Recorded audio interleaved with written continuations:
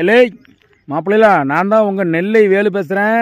இன்னைக்கு 10ஆம் வகுப்பு அரசு பொதுத் தேர்வு எழுதுகிற முழுவாண்டு பரீட்சை எழுதுகிற அனைத்து மாணவ மாணவியர் செல்வங்களே, உங்கள் எல்லாருக்கும் என்னோடய வாழ்த்துக்கள். இந்த நெல்லை வேலோட வாழ்த்துக்கள். நீங்கள் எல்லாம் நல்லபடியாக பரீட்சை எழுதணும்.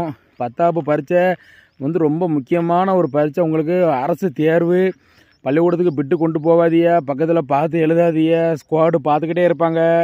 அது போக நம்ம பயிலுவெல்லாம் இவ்வளோ நாள் புக் எடுத்து படிக்க மாட்டான். அந்த முழுவாண்டு பரீட்சை வருதுல, அன்றைக்கி தான் நம்ம பையெல்லாம் புக் எடுத்துகிட்டு போய் பள்ளிக்கூடத்துக்கிட்ட படிப்பான். ஓகாட் பிடிப்புல்னு படிப்பானுவோ. அப்படிலாம் படிக்காமல் டெய்லி உட்காந்து பாடத்தை படிங்க. வீட்டுக்கு போய் ராத்திரி உட்காந்து பாடத்தை படிங்க. இந்த பரீட்சை முடிய வரைக்கும் செல்லு போனால் நோண்டாதியில். டிவியில் கிரிக்கெட் ஓடுது, ஐபிஎல் மேட்ச், அதெல்லாம் பார்க்க வேண்டாம். பரீட்சை முடிஞ்சதுக்கப்புறம் நீங்கள் பாருங்கள், சரியா?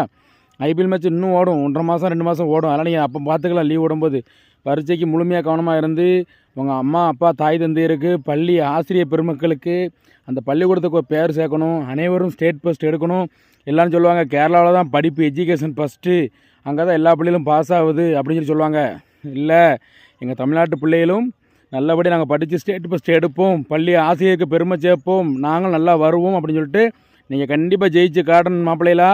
இல்லை அதுக்கப்புறம் இந்த 2-3 நாளைக்கு வெயில் நொறுக்கு தான் சொல்லிட்டாங்க. வானிலை ஆராய்ச்சி மையமாக அவங்க சொல்லிட்டாங்க.